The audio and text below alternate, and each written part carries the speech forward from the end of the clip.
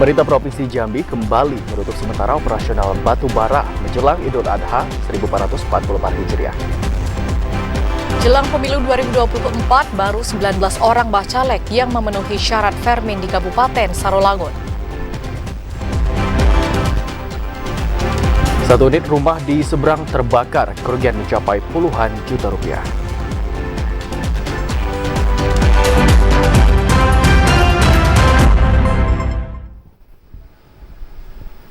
Assalamualaikum warahmatullahi wabarakatuh. Saudara Anda menyaksikan Jambi hari ini, edisi Selasa 27 Juni 2023. Ya, selain 3 topik utama tadi, tim redaksi kami juga telah menyiapkan sejumlah informasi penting dan menarik lainnya untuk Anda. Bersama saya, Septinita. Dan saya Habib Wijaya, inilah Jambi hari ini selengkapnya.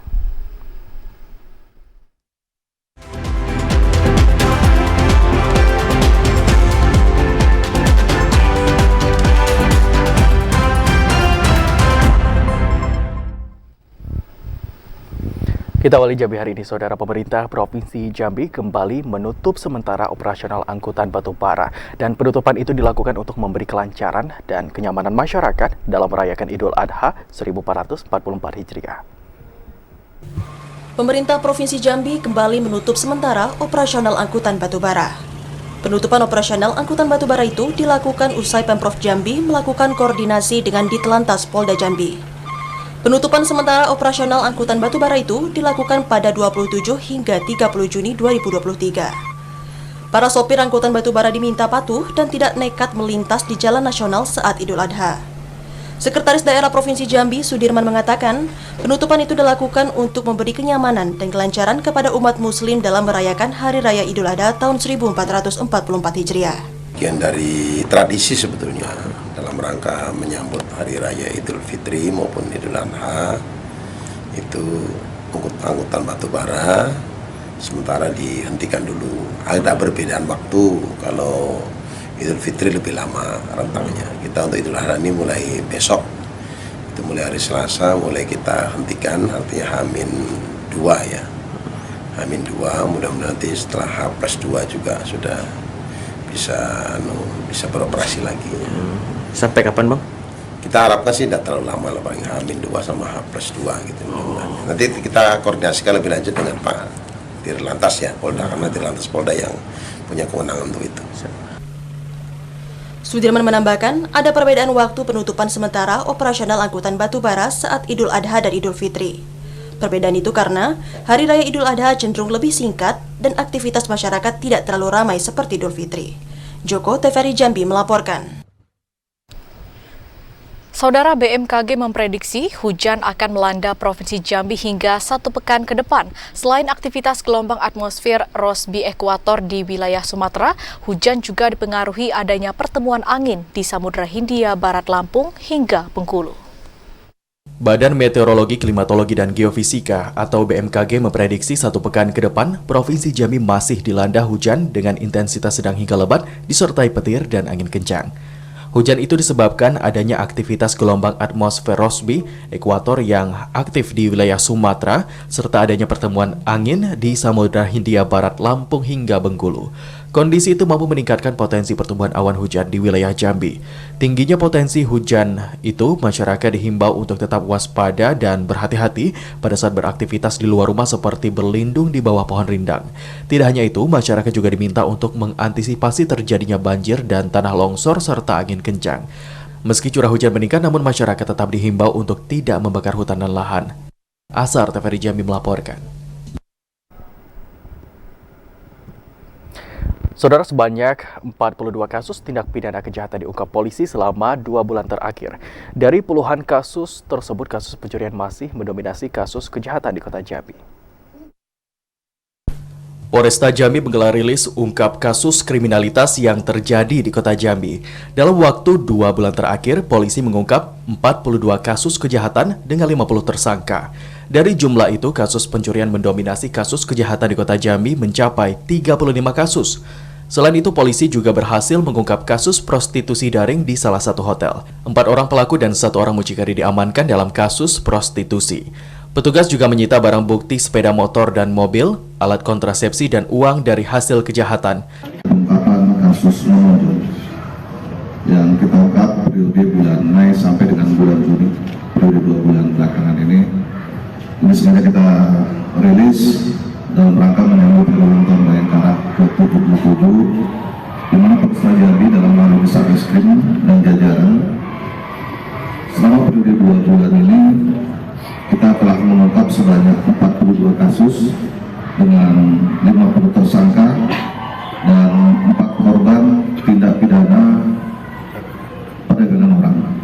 Tak hanya itu, Sat Narkoba Polresta Jambi juga mengamankan 45 pelaku penyalahgunaan narkoba dalam kurun waktu 6 bulan terakhir. Para pelaku diamankan setelah adanya laporan masyarakat yang resah terhadap maraknya penyalahgunaan narkoba di kota Jambi. Selain mengamankan para pelaku, polisi juga berhasil mengamankan barang bukti 2 ons sabu, 27 kg narkoba jenis ganja, serta 32 butir pil ekstasi. Ari Haryono, TVRI Jambi melaporkan. Sidang lanjutan kasus penerimaan peserta didik baru PPDB di SMA Negeri 8 Kota Jambi ditunda. Sidang yang beragendakan pemeriksaan saksi ini ditunda karena seorang hakim anggota tidak hadir dalam persidangan.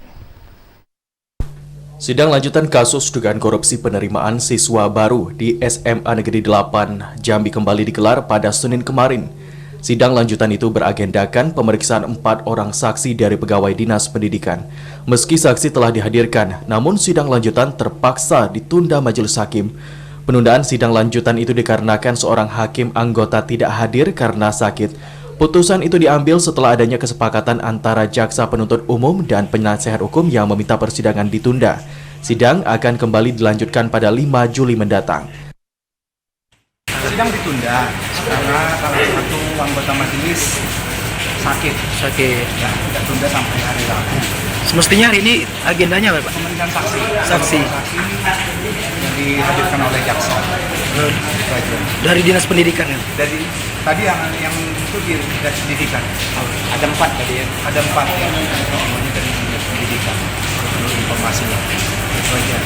Kita tunda hari Rabu. Dari majelisnya salah seorang. Sebelumnya, jaksa penuntut umum mendakwa terdakwa Sugiono menerima gratifikasi hingga ratusan juta rupiah pada saat penerimaan siswa baru tahun ajaran 2021-2022. Dalam praktiknya, terdakwa memungut uang pendaftaran 2 juta rupiah dari orang tua siswa yang diterima dari jalur ilegal di luar kuota. Uang itu diterima langsung oleh terdakwa ataupun perantara. Sugiono didakwa melakukan tindak pidana suap dan gratifikasi sebagaimana diatur pada pasal 11 atau pasal 12A Undang-Undang Republik Indonesia Nomor 31 Tahun 1999 tentang pemberantasan tindak pidana korupsi sebagaimana diubah dengan Undang-Undang Republik Indonesia Nomor 20 Tahun 2001 tentang pemberantasan tindak pidana korupsi. Terdakwa terancam dihukum minimal 4 tahun penjara dan denda paling banyak 1 miliar rupiah. Asar, TVRI Jambi melaporkan. Kita ke informasi lainnya, saudara. Harga daging ayam di Kabupaten Tanjung Jabung Timur terus merangkak naik sejak 1 pekan terakhir. Kenaikan harga itu salah satunya dipicu terbatasnya pasokan ayam. 2 hari menjelang Idul Adha, harga ayam potong di Pasar Rakyat Muara Sabak Barat, Kabupaten Tanjung Jabung Timur, mencapai Rp38.000 per kilogram. Harga itu naik dari harga sebelumnya hanya Rp35.000 per kilogram. Salah seorang pedagang ayam, Ismawati, mengatakan, kenaikan harga ayam terjadi secara bertahap sejak sepekan terakhir. Selain terbatasnya pasokan, kenaikan harga ayam juga dipicu karena banyak warga yang menggelar hajatan. Naik dan turunnya harga daging ayam hampir terjadi setiap hari, sesuai fluktuasi harga pasar, terutama menjelang hari besar keagamaan. Berapa hari kenaikannya, Bu? Mulai naik? 3 hari dong. 3 hari ini sudah mulai naik ya? Itu penyebab kenaikannya apa tuh? Mau lebaran kan? Para pedagang memprediksi harga ayam akan terus naik hingga Hari Raya Idul Adha 1444 Hijriah. Meski harga naik, namun omset pedagang ayam cenderung meningkat. Kliva Patria, TVRI Jambi melaporkan. Saudara, menjelang Idul Adha 1444 Hijriah, ketersediaan hewan kurban di Kabupaten Muaro Jambi meningkat. Informasi selengkapnya akan kami hadirkan usai jeda. Tetaplah di Jambi hari ini.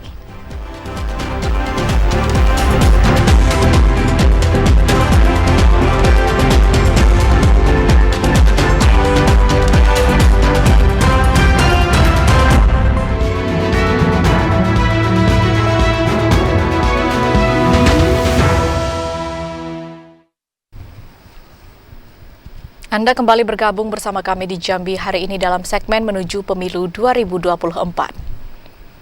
Dari 459 bakal calon legislatif, hanya 19 orang yang memenuhi syarat. KPU Sarolangun memberikan waktu selama 14 hari bagi partai politik untuk melengkapi berkas bacalek pemilu 2024.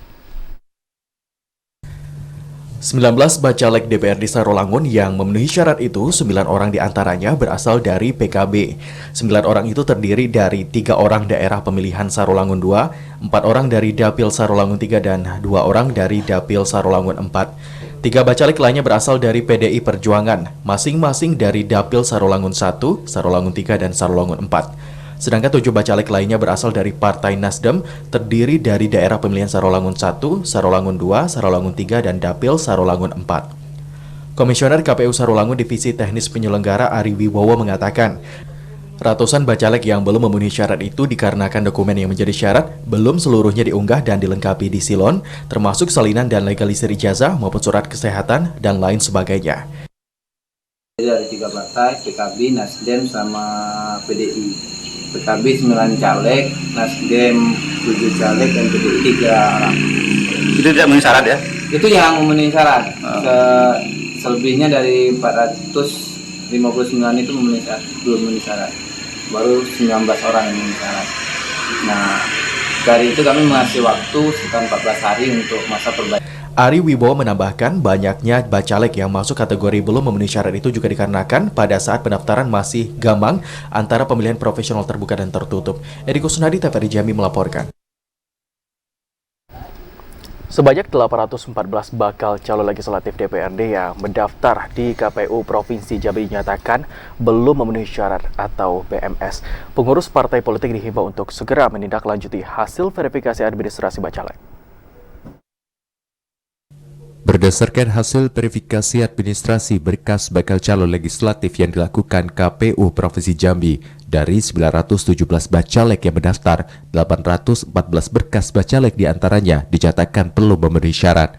Anggota KPU Provinsi Jambi Yatno mengatakan dari hasil verifikasi administrasi hanya 103 bacalek atau 11,23% yang memenuhi syarat. Nama-nama bacalek yang dinyatakan belum memenuhi syarat itu merata berasal dari 18 partai politik peserta pemilu.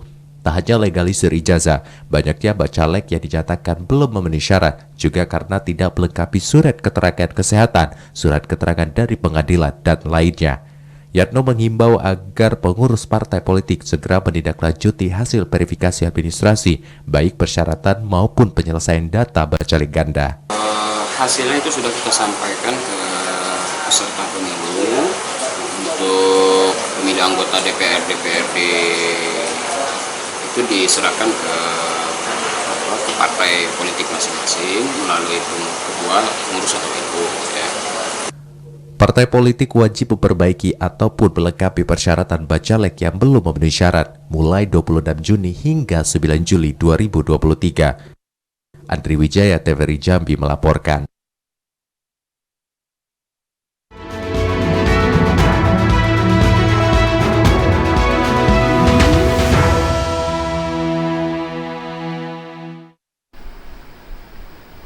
Beralih ke informasi lain, Saudara, ketersediaan hewan kurban di Kabupaten Muaro Jambi surplus mencapai 3.000 ekor lebih. Masyarakat yang membeli hewan kurban diimbau agar memilih hewan yang telah memiliki irtek pada telinga. Jumlah hewan kurban di Kabupaten Muaro Jambi pada Hari Raya Idul Adha 1444 Hijriah surplus mencapai 3.454 ekor. Seperti jenis sapi yang surplus 1.208 ekor dan kambing surplus 1.848 ekor. Surplus juga terjadi pada hewan kurban jenis kerbau, yakni 330 ekor dan domba 68 ekor. Berdasarkan data Dinas Perkebunan dan Peternakan Kabupaten Muaro Jambi, secara keseluruhan, kebutuhan hewan kurban tahun ini mencapai 2.595 ekor. Jumlah itu dihitung dari jumlah pemotongan hewan kurban pada tahun sebelumnya.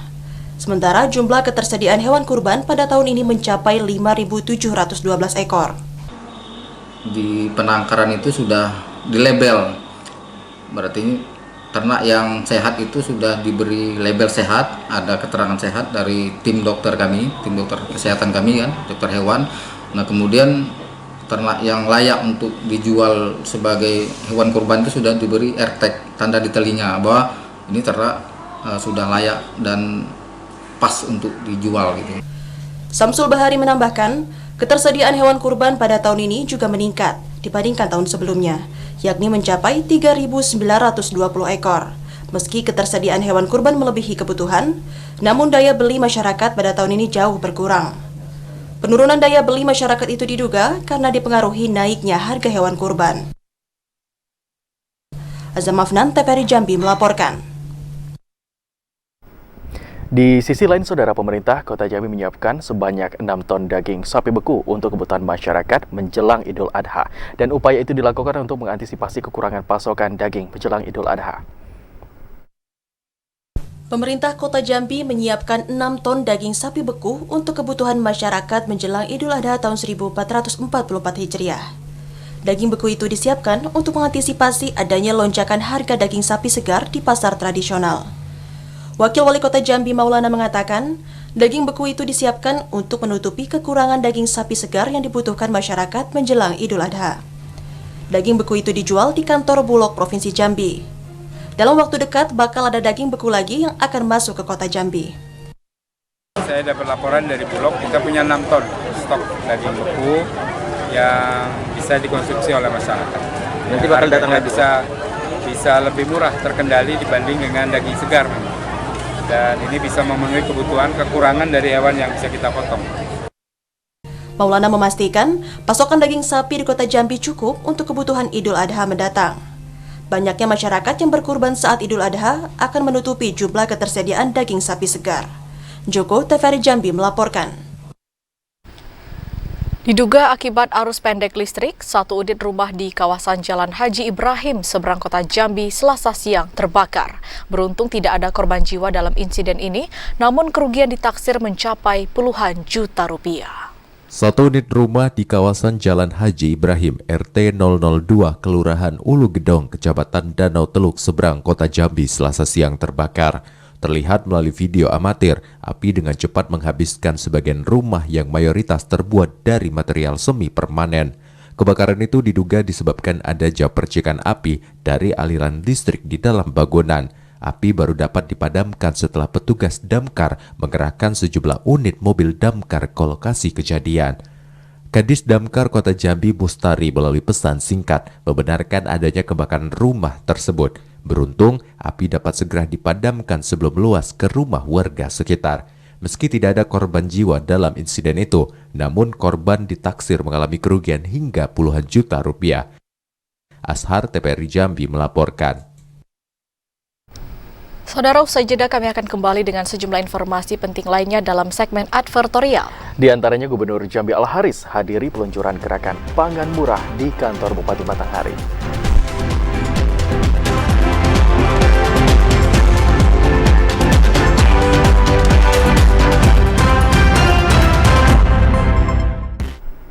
Saudara, Anda menyaksikan Jambi hari ini dalam segmen advertorial.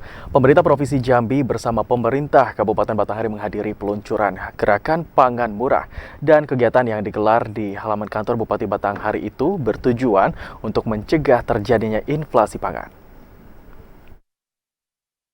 Didampingi Bupati Batanghari Muhammad Fadil Arif, Gubernur Al-Haris menghadiri peluncuran gerakan pangan murah atau GPM yang diinisiasi Badan Pangan Nasional.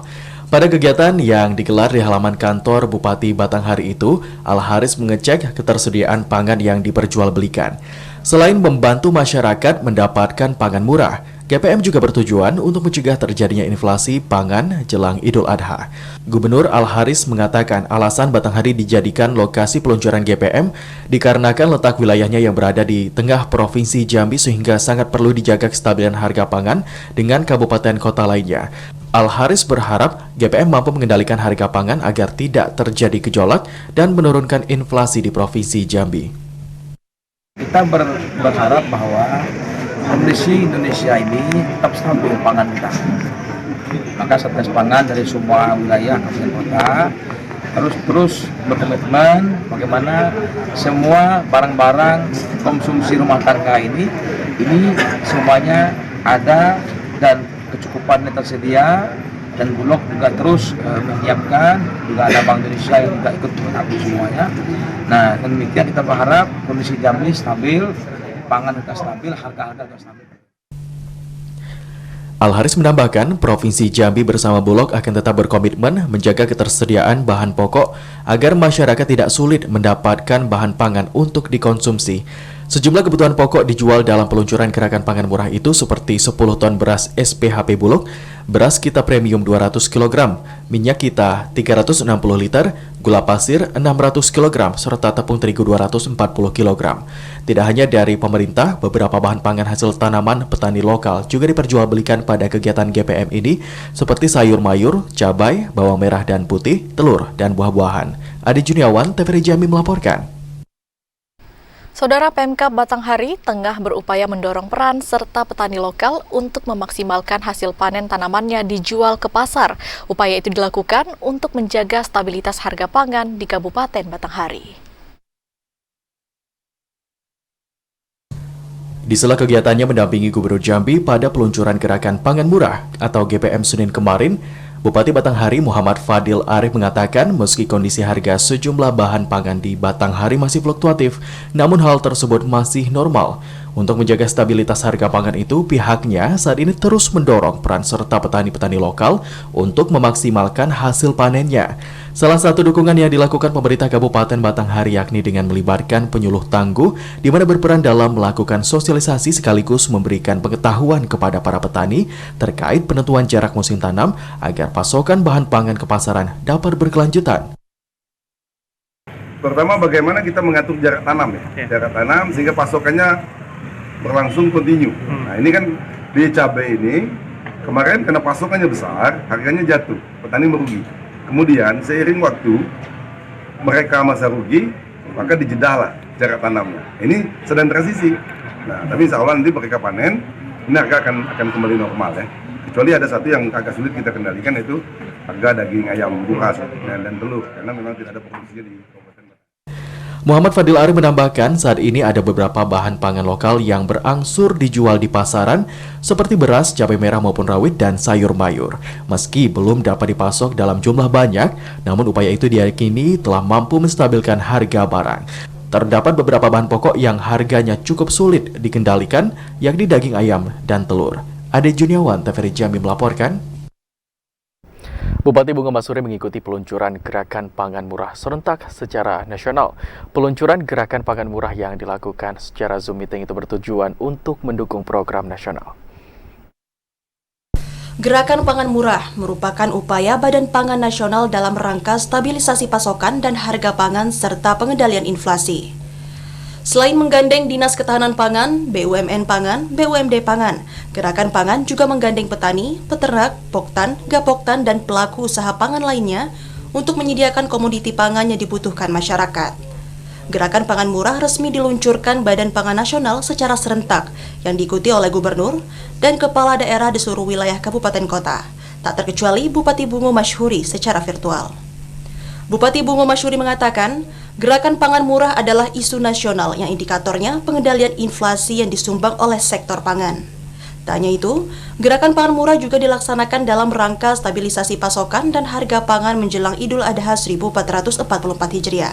Baik, alhamdulillah hari ini kita tadi melaksanakan kegiatan launching gerakan pangan murah yang dilakukan oleh pemerintah pusat. Tadi kita hadir secara daring dan ini memecahkan rekor muri. Ada gerakan serentak pangan murah ini di seluruh lebih kurang 300 kabupaten provinsi di seluruh Indonesia.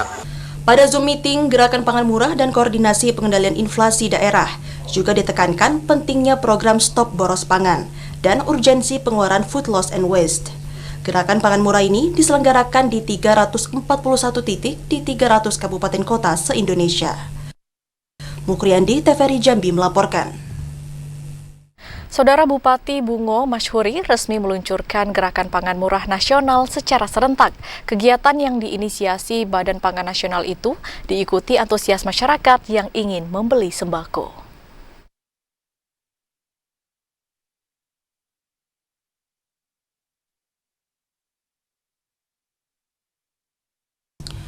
Pemerintah Kabupaten Bungo melalui Dinas Ketahanan Pangan bersama Badan Pangan Nasional menggelar Gerakan Pangan Murah Nasional secara serentak.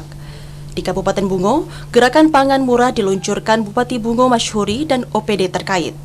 Bupati Bungo Masyhuri mengatakan, Gerakan Pangan Murah sebagai salah satu upaya pemerintah dalam mendukung stabilisasi pasokan dan harga pangan, serta memberikan kemudahan akses kepada masyarakat untuk memperoleh sembako dengan harga yang terjangkau jelang Lebaran Idul Adha 1444 Hijriah. Berdasarkan laporan data terbaru Dinas Ketahanan Pangan Bungo, harga sejumlah kebutuhan pokok tidak dalam kategori inflasi.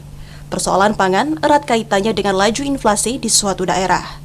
Karena itu, berbagai upaya terus dilakukan oleh Badan Pangan Nasional untuk mengatasi gejolak harga dan ketersediaan pasokan komoditas menjelang Lebaran Idul Adha 1444 Hijriah. Ini untuk kita launching di Kabupaten Bungo, sekaligus kita juga melihat tempat penyimpanan kebutuhan pokok kita, daging, cabai, kemudian komoditi-komoditi yang tidak tahan lama bisa kita pergunakan cold storage kita untuk menyimpan kebutuhan, dan suatu saat bila dibutuhkan kita bisa komoditi tersebut kita keluarkan untuk dijual di pasar. Nah, ini salah satu upaya kita yang kita lakukan untuk mengendalikan inflasi daerah di Kabupaten Bungo ini. Gerakan pangan murah itu ditandai dengan peluncuran mobil operasional pangan oleh Bupati Bungo dan penandatanganan nota kesepahaman antara pihak Bulog dan Dinas Ketahanan Pangan Bungo. Mukriandi, TVRI Jambi melaporkan. Di sisi lain, saudara, peluncuran gerakan pangan murah digelar serentak di 37 provinsi dan 341 titik kabupaten kota, termasuk di Kabupaten Sarolangun. Di Kabupaten Sarolangun, gerakan pangan murah yang dipusatkan di lapangan Basamo Sriwijaya Sarolangun diserbu masyarakat yang ingin kembali dan membeli sembako murah. Pemerintah Kabupaten Sarolangun mengikuti rapat daring secara virtual bersama Kementerian Dalam Negeri, Menteri Perdagangan, Forum Bulog, dan Bank Indonesia. Kegiatan itu dalam rangka peluncuran Gerakan Pangan Murah Nasional. Selain untuk memastikan ketersediaan pasokan pangan, kegiatan itu juga digelar untuk memastikan terjangkaunya harga pangan menjelang Hari Raya Idul Adha. Di Kabupaten Sarolangun, Gerakan Pangan Murah yang bekerja sama dengan Forum Bulog itu langsung diserbu oleh masyarakat. Salah seorang pedagang kaki lima, Juliana, mengapresiasi gerakan pangan murah yang diinisiasi oleh Badan Pangan Nasional. Melalui gerakan pangan nasional itu, masyarakat dapat membeli pangan dengan harga yang murah. Selisih banyak, Pak. Kalau beras ini yang kita monitor secara rutin, reguler, ada 65. Ini kayak gini seterusnya untuk membantu inisiatif yang dilakukan Badan. Kita beli apa, Beh? Mudah-mudahan dengan gerakan pangan murah. Penjabat Bupati Sarolangun Bahril Bakri mengatakan, sebelum adanya gerakan pangan murah ini, pihaknya telah melakukan beberapa kegiatan operasi pasar murah yang bekerja sama dengan pihak terkait. Berdasarkan data nasional, ada 4 bahan pokok yang menjadi fokus inflasi di wilayah Kabupaten Sarolangun, yakni beras, daging ayam, bawang putih, dan tepung terigu. Kita salah satu dari 341 daerah yang menjadi titik gerakan ini ya. Alhamdulillah kita terpilih ya. Ada 6 daerah kabupaten kota di Provinsi Jambi yang terpilih dan salah satunya adalah Sarolangun. Jadi kita diharapkan bisa mengontrol harga pangan ya di sini sehingga tidak terjadi inflasi ya. Jadi kan kita ini kan inflasi itu ada di 4 jenis komoditi ya di bulan ini. Gerakan pangan murah menyediakan beras ukuran 5 kg dengan harga jual Rp45.000 per kilogram. Telur 1 karpet Rp51.000, minyak goreng Rp13.000 per liter, gula pasir Rp13.500 per kilogram, bawang merah Rp27.000 per kilogram, dan cabai merah Rp19.000 per kilogram. Edi Kusnadi, TVRI Jambi melaporkan. Bupati Sarolangun serahkan penghargaan Kalpataru dan Sekolah Adiwiyata. Informasi selengkapnya kami hadirkan usai jeda, masih dalam segmen editorial. Saudara, tetaplah di Jambi hari ini.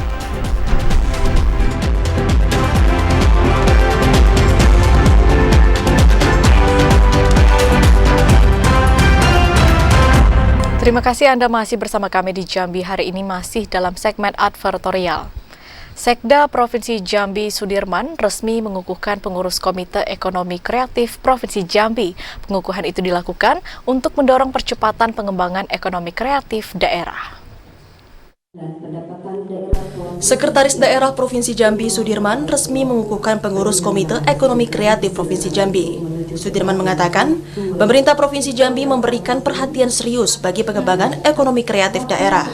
Berbagai upaya telah dilakukan pemerintah Provinsi Jambi untuk memfasilitasi pelaku ekonomi kreatif agar dapat berkembang. Hadirnya Komite Ekonomi Kreatif menjadi harapan besar bagi pemerintah daerah dalam meningkatkan kemandirian masyarakat, khususnya dalam mengurangi angka pengangguran dan kemiskinan, serta mendorong peningkatan pertumbuhan ekonomi, kekayaan dan keragaman budaya, serta keindahan geografis wilayah akan menjadi sumber daya utama untuk mendukung percepatan pembangunan ekonomi kreatif di Provinsi Jambi. Pemerintah Provinsi Jambi mendorong Komite Ekonomi Kreatif dapat memfasilitasi, memotivasi, dan menginspirasi pengembangan ekonomi kreatif daerah dalam bentuk rencana aksi peningkatan nilai tambah ekonomi masyarakat. Menjadikan ekonomi kreatif sebagai salah satu pilar pembangunan perekonomian nasional berkelanjutan merupakan strategi yang tepat dalam memenangkan persaingan global. Peran serta mereka, kawan-kawan kita dari komunitas Komite Ekonomi Kreatif ini bisa memberikan kontribusi yang nyata, terutama bagi pengentasan kemiskinan, kemudian mengurangi pengangguran. Saya yakin dan percaya mereka punya ide gagasan yang kreatif, dan mereka mampu tentunya menarasikannya dengan baik, dan yang menjadi sangat penting adalah mengeksekusi, sehingga gagasan yang baik, gagasan yang kreatif itu bisa dinarasikan juga dan bisa diimplementasikan juga dengan baik.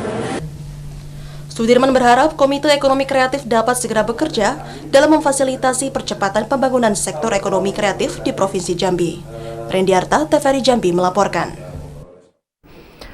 Memperingati Hari Lingkungan Hidup Sedunia, pemerintah Kabupaten Sarolangun meminta masyarakat dan ASN untuk mengurangi penggunaan plastik. Pada kegiatan itu turut dilakukan penyerahan piagam penghargaan Kalpataru dan Sekolah Adiwiyata yang dipusatkan di lapangan Koni Emas Sport Center Sarolangun. Usai melaksanakan upacara peringatan Hari Lingkungan Hidup Sedunia, penjabat Bupati Sarolangun Bahril Bakri didampingi Sekda Sarolangun dan Kepala Bidang Tata Lingkungan Dinas Lingkungan Hidup Provinsi Jambi dan Kabupaten Sarolangun menyerahkan penghargaan kepada sekolah dasar penerima Adiwiyata tingkat Kabupaten Sarolangun tahun 2023 dan penghargaan kepada masyarakat Desa Mengkadai, Kecamatan Limun, penerima Kalpataru. Penjabat Bupati Sarolangun Bahril Bakri mengatakan, peringatan Hari Lingkungan Hidup tahun 2023 mengusung tema Beat Plastic Pollution. Tema itu mengajak seluruh lapisan masyarakat untuk mengurangi dalam penggunaan sampah plastik. Penggunaan sampah plastik sangat berbahaya terhadap lingkungan. Pihaknya akan segera membuat surat edaran terkait imbauan pengurangan penggunaan plastik dalam kehidupan sehari-hari di tengah masyarakat. Bahril Bakri menjelaskan, pemberian penghargaan Kalpataru serta Sekolah Adiwiyata tidak hanya bersifat simbolis.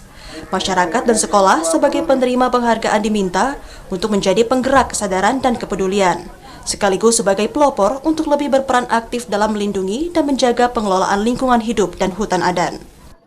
Saya menginginkan kita mengurangi penggunaan plastik karena memang hari lingkungan hidup dunia itu adalah stop penggunaan plastik, stop beat plastik, sehingga tidak terjadi kerusakan lingkungan ya. Karena plastik itu berbahaya bagi lingkungan. Saya tadi di dalam pidato kan menjelaskan ASN akan mulai mengurangi penggunaan plastik ya, dalam kegiatan sehari-hari. Itu tadi. Upacara peringatan Hari Lingkungan Hidup Sedunia tingkat Kabupaten Sarolangun itu dihadiri para staf ahli dan asisten, serta seluruh kepala OPD dan pegawai di lingkup Pemkab Sarolangun. Edi Kusnadi, TVRI Jambi melaporkan.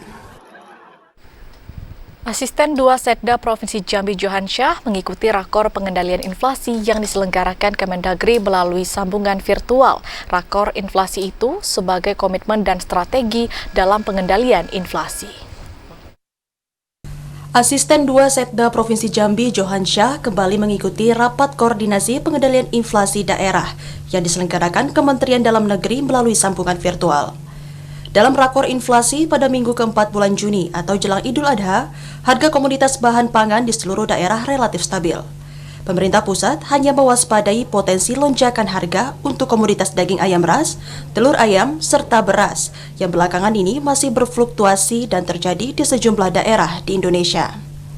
Johansyah menekankan, untuk mengendalikan harga komoditas bahan pangan jelang Idul Adha, pemerintah Provinsi Jambi telah menggulirkan kebijakan intervensi pasar, khususnya untuk komoditas beras dan cabai.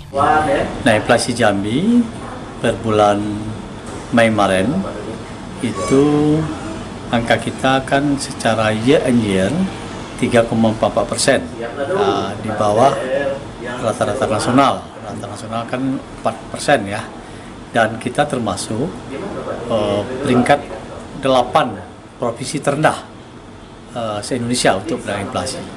Nah, untuk menghadapi hari besar nasional Idul Adha, kita sudah rapat minggu kemarin, ada strategi yang kita lakukan. Pertama, kita lakukan intervensi pasar murah ya di 2 pasar, Pasar Aksono dan Talang Banjar, terkait dengan beras merek tertentu seperti lele, anggur dan sebagainya itu. Pagi tadi kita juga intervensi terkait dengan harga cabai merah keriting dan cabai rawit. Melalui strategi intervensi pasar yang kembali dilakukan pemerintah Provinsi Jambi, ditargetkan dapat menjaga alur distribusi komoditas bahan pangan di daerah, sehingga mampu memaksimalkan langkah pengendalian inflasi. Rendiarta, TVRI Jambi melaporkan. Di usianya yang ke-24 tahun, PT Permodalan Nasional Madani terus berupaya meningkatkan perekonomian masyarakat. Bantuan itu berupa gerobak usaha kepada pelaku UMKM. Di usianya yang ke-24 tahun, PT Permodalan Nasional Madani atau PNM terus berkontribusi dan berupaya meningkatkan perekonomian masyarakat Indonesia, khususnya bagi pelaku usaha mikro kecil menengah atau UMKM. Dalam rangka hari ulang tahun ke-24 tahun, PT PNM Cabang Jambi menyerahkan bantuan modal usaha kepada kelompok nasabah PNM Mekar Unggulan.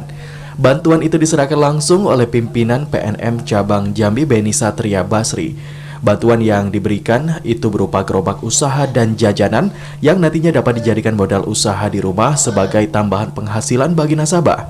Pemimpin PNM Cabang Jambi Beni Satria Basri berharap melalui bantuan itu nasabah dapat terus mengembangkan usahanya sehingga dapat menjadi motivasi bagi pelaku UMKM lainnya untuk naik kelas.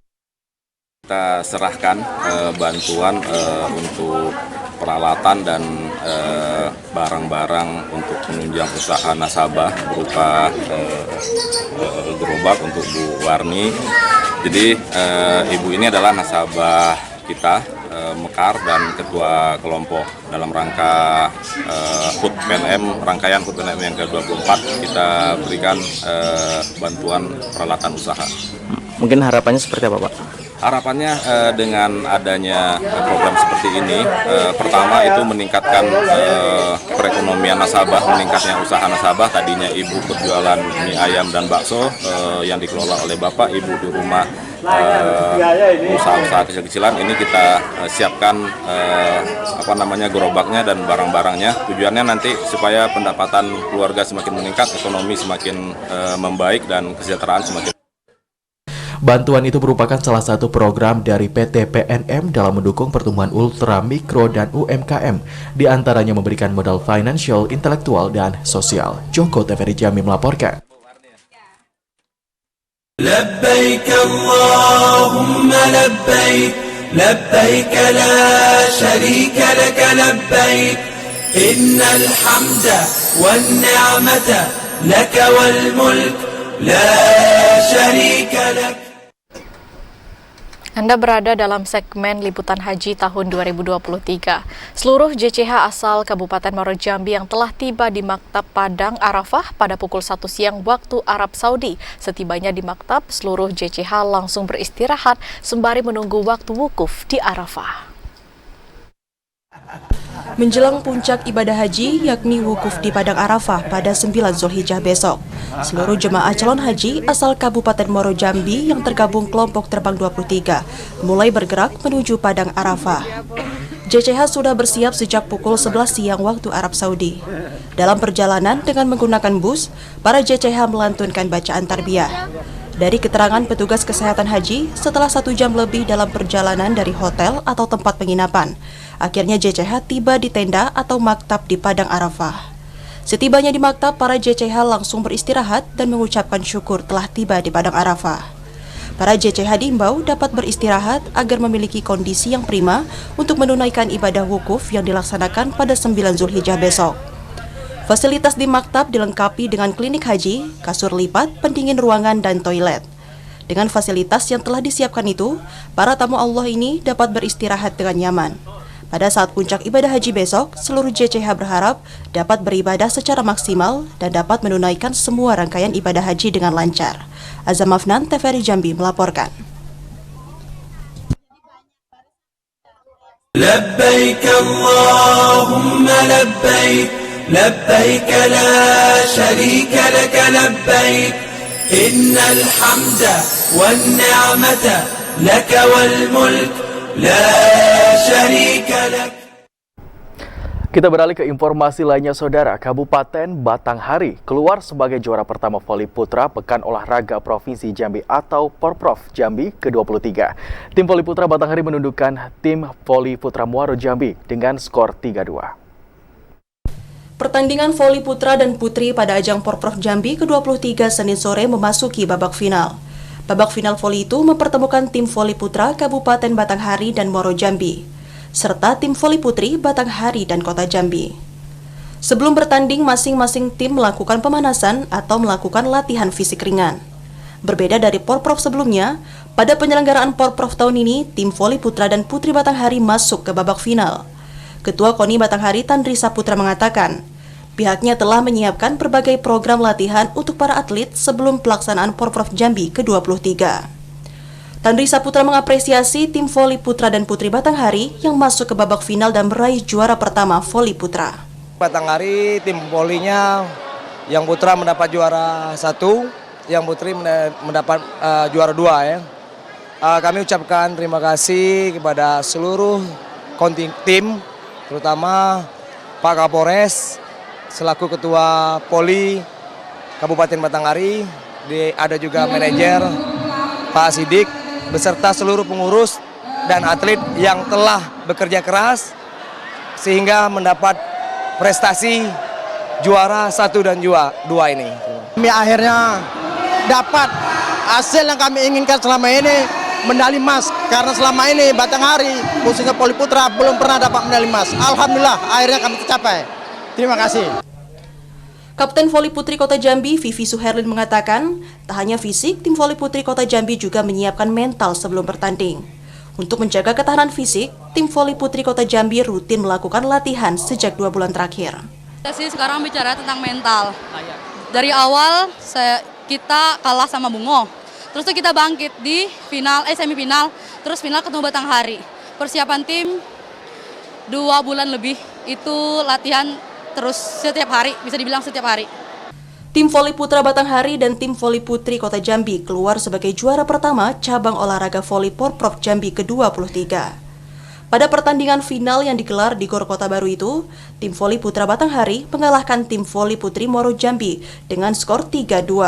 Sementara tim voli putri Kota Jambi mengandaskan tim voli putri Batanghari dengan skor 3-0.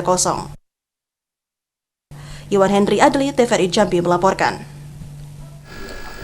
Sekolah di Kabupaten 50 Kota siagakan operator dalam pelaksanaan PPDB tahun 2023. Informasi selengkapnya kami hadirkan dalam segmen Lintas Andalas. Sesaat lagi, Saudara.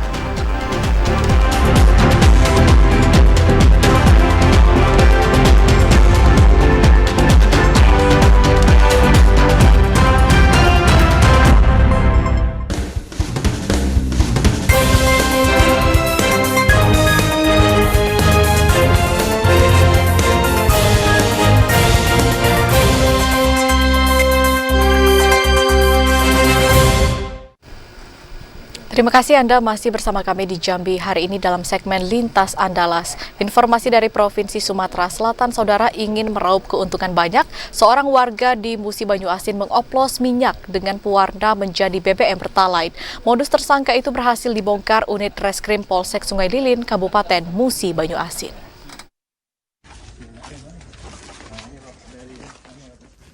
Unit Reskrim Polsek Sungai Lilin menggerebek sebuah gudang tempat pengoplos bahan bakar minyak jenis Pertalite di Kecamatan Sungai Lilin, Kabupaten Musi Banyu Asin dan berhasil mengamankan pemilik usaha Pertalite palsu. Alamsyah, warga Sungai Lilin, ditemukan BBM Pertalite oplosan sebanyak 2.600 liter.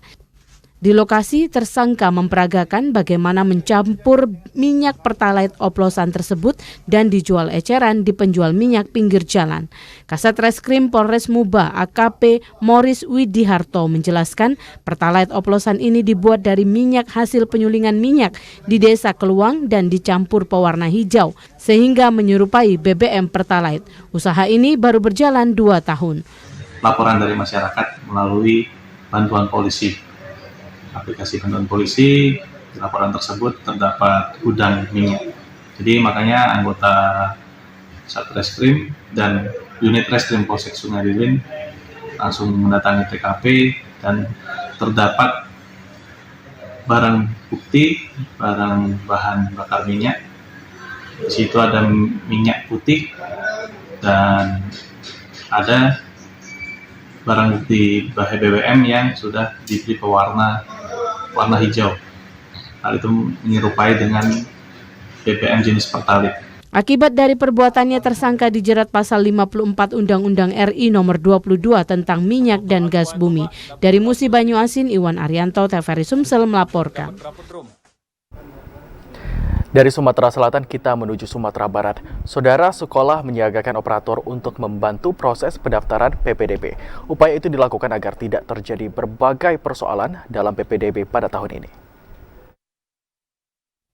Membantu calon siswa baru dalam proses PPDB, pihak sekolah di Kabupaten 50 Kota fasilitasi ratusan pendaftar dalam penerimaan peserta didik baru atau PPDB tahun 2023.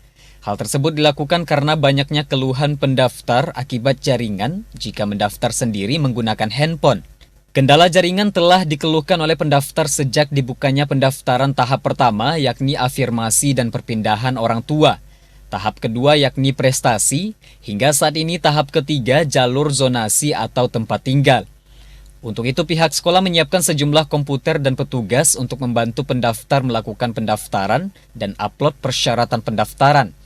Proses sejak dari mendaftar hingga upload dilakukan oleh petugas, sehingga nantinya tidak terjadi kekeliruan dari pendaftar PPDB. Ini kan dari kemarin, tahun kemarin, kita pelajaran dari tahun kemarin, di mana mereka banyak kesalahan dalam mengisi data. Mungkin jaringan bermasalah, sehingga mereka terdaftar di sekolah lain. Iya, untuk tahap zonasi kita mulai hari ini dan besok. Sebelumnya kita udah mulai dengan tahap afirmasi dan juga prestasi. Dan sewaktu prestasi dan afirmasi itu kendala jaringan. Jadi mereka tidak bisa masuk ke jaringan sehingga kami memfasilitasi. PPDB jalur zonasi atau tempat tinggal dimulai 26 Juni hingga 27 Juni 2023. Untuk itu pihak sekolah maksimal membantu pendaftar. Sementara Reska Elvira, seorang pendaftar, mengaku sangat terbantu dengan fasilitas yang diberikan pihak sekolah kepada pendaftar, sehingga persoalan jaringan yang dikeluhkan saat mendaftar melalui handphone bisa teratasi. Sudah beberapa kali mendaftar online karena tak ganggu jaringan, takut tidak terima, jadi langsung daftar ke sekolahnya. Sudah sering. Berarti nggak mau masuk juga? Ada jaringan. Ia lebih memilih datang langsung ke sekolah karena difasilitasi. Karena saat mendaftar sendiri di rumah melalui handphone kerap terkendala jaringan, meski telah beberapa kali dilakukan. Dari Kabupaten 50 Kota, demikian laporan Edward, TVRI Sumatera Barat.